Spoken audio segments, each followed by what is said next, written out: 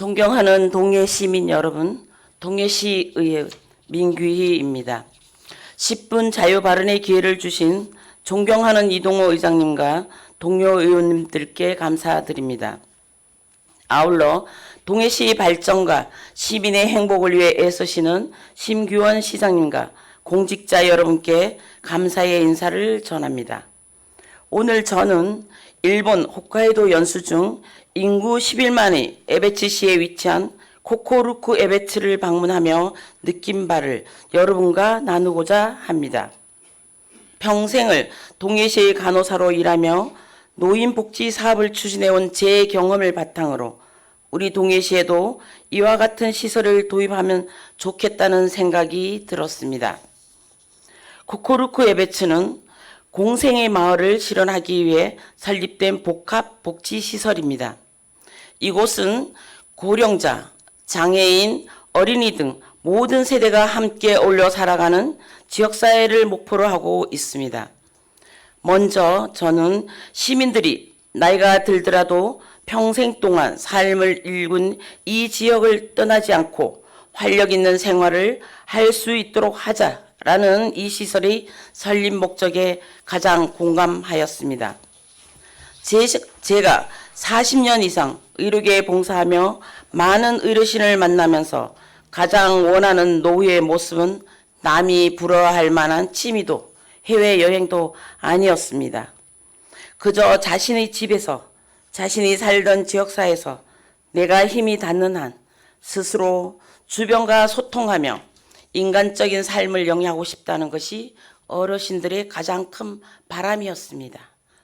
우리나라는 과거 가족의 틀 안에서 이루어지던 노인에 대한 수발과 요양이 더 이상 가족 내에서 해결되지 않는 상황에 직면을 하면서 노인복지시설에 관심을 가지고 공급을 확대하고 있음에도 노인들의 사회적 고립도가 상대적으로 높은 상황입니다.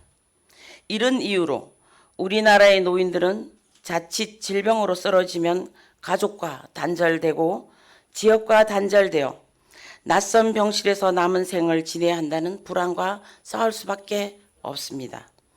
저는 이번 복지시설 코코루쿠 에베츠 방문을 통해 각 복지 서비스의 유기적인 결합과 활기찬 노년의 삶을 위한 사소한 배려를 배우고 돌아왔습니다.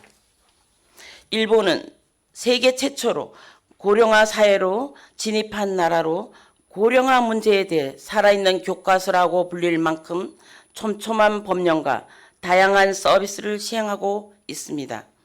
저희 연수단이 방문한 코코루쿠 에베츠는 이러한 다양한 서비스를 반영하여 노인 중에도 특별 요양이 필요한 노인, 장애가 있는 노인, 거동이 가능한 노인으로 세분화된 복합 복지시설이었습니다.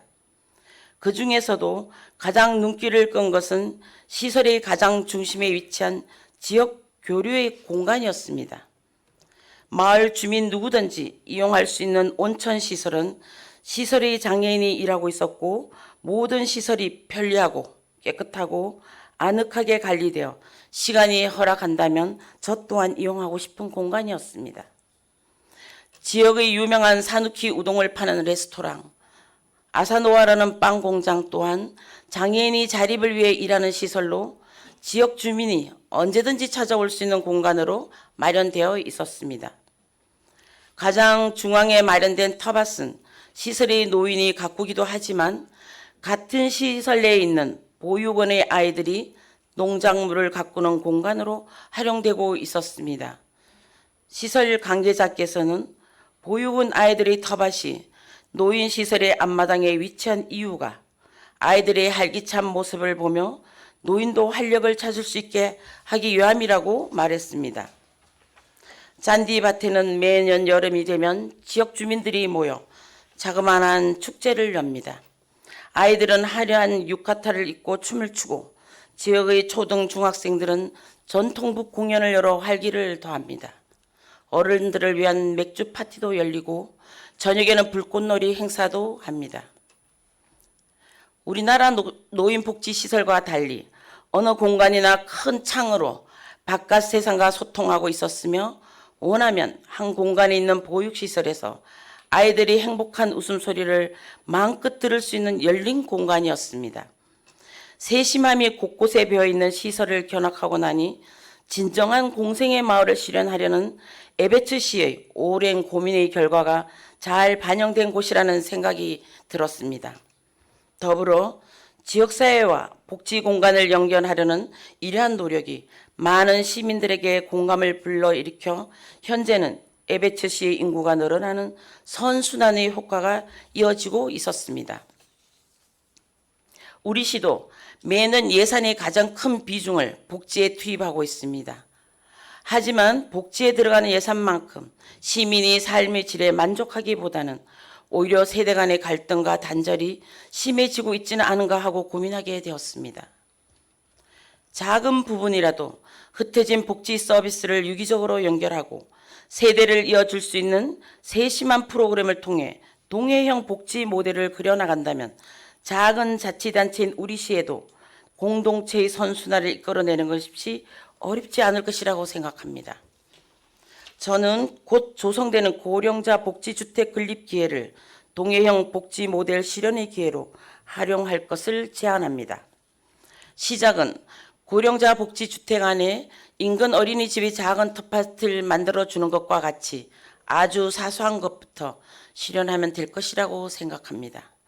처음에는 아이들과의 교감이 지역의 학교로, 지역의 봉사단체로 넓어지며 세대 간의 점접을 만들어줄 수 있다고 생각합니다. 작은 변화를 통해 동해시는 모든 세대가 함께 어우러져 살아가는 따뜻한 공동체로 거듭날 수 있을 겁니다. 주민들이 삶의 질을 높이고 지역사회의 활력을 높이는 것은 물론 결국에는 인구 감소 문제를 해결하는 방법을 찾을 수 있지 않을까 기대해 봅니다. 이 자리에 계신 여러분들은 동해시의 변화를 이끌어내고 시민의 염원을 실현하기 위해 노력하는 분들입니다. 우리 시의 실정을 누구보다 잘 알고 시민과 공감하는 자리에 있는 분들이기에 저희 제안을 함께 나누고 싶었습니다. 제가 이 자리에서 여러분께 전하고 싶은 마음을 한 사람의 변화가 한 마을을 바꾸고 한 마을의 변화가 한 사회를 바꾼다는 말로 대신 전하며 사회 구성원 모두가 행복한 동해시를 위해 여러분의 적극적인 관심과 협력을 부탁드립니다. 그리고 제9대 동해시의회가 시민들의 기대 속에 개원한 지 어느덧 2년이 지나 전반기 의정을 마무리하는 단계가 되었습니다. 후반기에도 항상 시민의 안전과 행복을 위해 헌신하고 서로 협치하며 노력하겠습니다. 그럼 이것으로 저희 10분 자유 발언을 마무리하겠습니다. 감사합니다.